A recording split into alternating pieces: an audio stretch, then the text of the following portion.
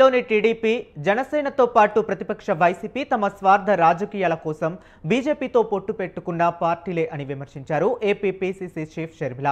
BJP 11 ఏళ్లుగా కేంద్రంలో కొనసాగుతున్న విభజన హామీలను పట్టించుకోలేదని ఆమె దుయ్యబట్టారు.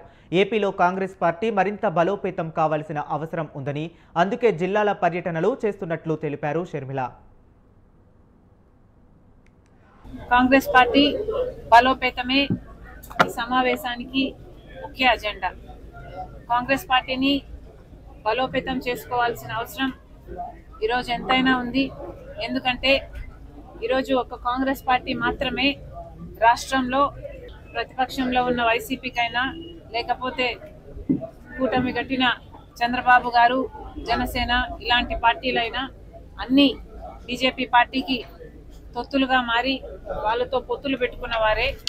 ఇలాంటి నేపథ్యంలో ఒక కాంగ్రెస్ పార్టీ మాత్రమే నిజాయితీగా బీజేపీని ప్రశ్నించే దమ్మున్న పార్టీగా ఉంది. కాబట్టి ఈరోజు కాంగ్రెస్ పార్టీని బలోపేతం చేసుకోవాల్సిన అవసరం ఎంతైనా ఉంది. బీజేపీ గత 11 సంవత్సరాలుగా అధికారంలో ఉంది.